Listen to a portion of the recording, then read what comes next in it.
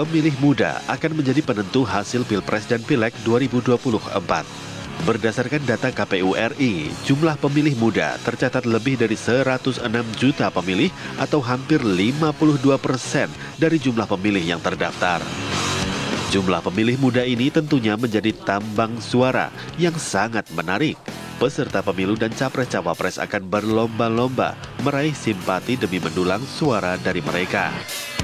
Tokoh muda yang juga ketua Perkumpulan Kader Bangsa menilai usia calon capres-cawapres tidak menjadi pertimbangan utama dari pemilih muda. Hal ini terlihat dari hasil pemilu di sejumlah negara. Mereka terpilih karena menjanjikan program yang berhubungan dengan kepentingan pemilih muda. Untuk meraih suara mereka, capres-capres harus bisa menyentuh isu-isu yang berhubungan dengan kehidupan dan masa depan mereka. Nah, isu anak-anak muda hari ini adalah yang utamanya lapangan kerja, kepastian ekonomi, lalu juga di sana terkait dengan jaminan kelayakan hidup ya, isu tentang rumah yang layak bagi mereka yang bisa mereka gapai, affordable, lalu juga isu kaitannya dengan kesehatan, isu pendidikan, sumber daya manusia dan upskilling, keterampilan kerja dan seterusnya. Ini isu-isu yang bagi mereka ini sangat psikologis ya, kaitannya dengan kejaminan hidup mereka. Lalu kesanalah sesungguhnya atmosfer dari era hari ini, dan itu pemainnya adalah anak muda semua. Sayangnya pendekatan yang dilakukan oleh 3 bakal capres yang ada belum menyentuh pemilih muda. Mereka baru menghadirkan gimmick atau kemasan yang menarik, bukan program yang dibutuhkan. Jadi para kandidat ini itu juga harus betul-betul bersungguh-sungguh dalam memperjuangkan isu-isu yang menurut mereka ini aspirasinya anak muda nih gitu. Nah, mereka harus paham. Lalu kemudian tentunya harus punya pendekatan tersendiri untuk bisa mendekati anak muda itu dengan berbagai kegiatan aktivasi atau kemudian dengan gimmick tadi. Tapi jangan gimmick dulu yang di depan.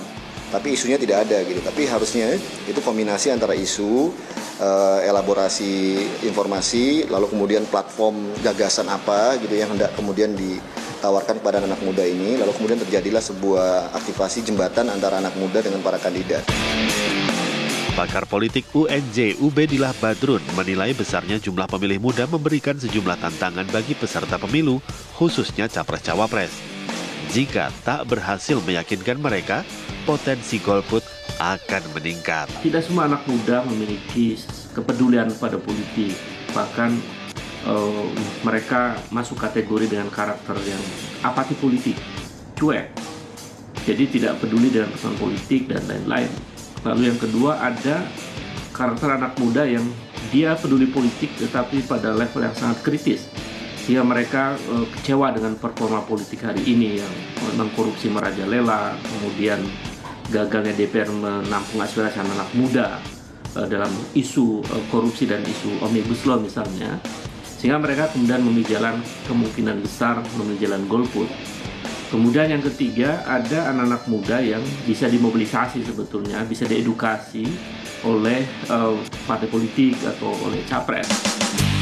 Meski sebagian pemilih muda bersikap apatis terhadap politik, namun khusus Pilpres, mereka memiliki ketertarikan yang lebih besar. Mereka juga memiliki kekritisan yang lebih tinggi dan kemampuan untuk membongkar data dan rekam jejak capres-cawapres untuk mencari pilihan. Saya kira anak-anak muda sekarang ini memiliki kemewahan informasi.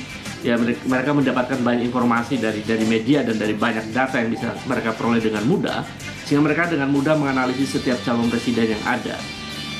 Lalu kemudian mereka juga akan membongkar data-data calon presiden karena mereka memiliki kesadaran kritis yang lebih baik sebetulnya dibanding generasi sebelumnya. Oleh karena itu, dari data itu saya melihat ada kemungkinan anak muda akan memilih figur yang lebih muda. Kemudian mereka akan memilih figur muda yang memiliki visi besar tentang masa depan anak-anak muda ini.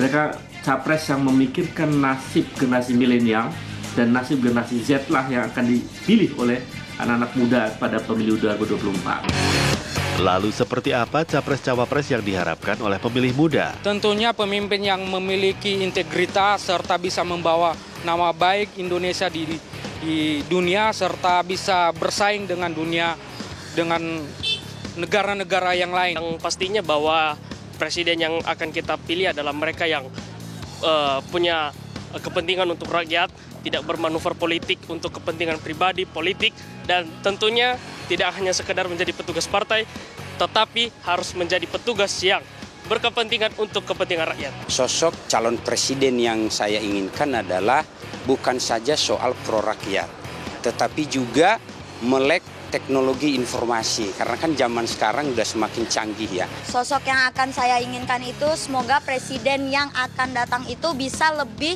mengaungi negara Indonesia ini agar bisa lebih baik lagi dari tahun-tahun sebelumnya. Dan kalau apabila warga-warganya ada yang masih kurang, apalah kalau itu bisa lebih adil lagi lah. Kalau buat pemimpin seperti apanya sih, saya berharapnya tuh yang tegas, berwibawa, dan mempunyai pengalaman di pemerintahan sebelumnya. Ubed menilai dari ketiga pilihan bakal calon presiden saat ini, Anies Baswedan berpotensi menjadi pilihan utama dari pemilih muda.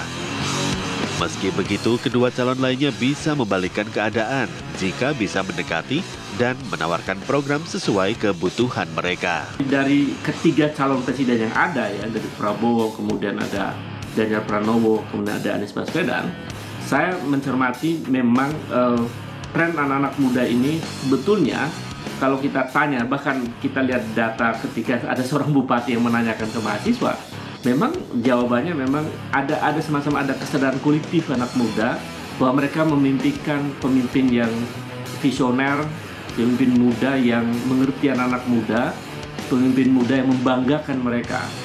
Maka kecenderungan dari data itu memang sampai saat ini masih melihat Anies Baswedan bisa menjadi pilihan utama dari anak-anak muda. Yang kedua kemungkinan besar adalah Ganjar Pranowo, dan yang ketiga anak muda akan menjatuhkan pilihan pada Prabowo. Saya kira itu.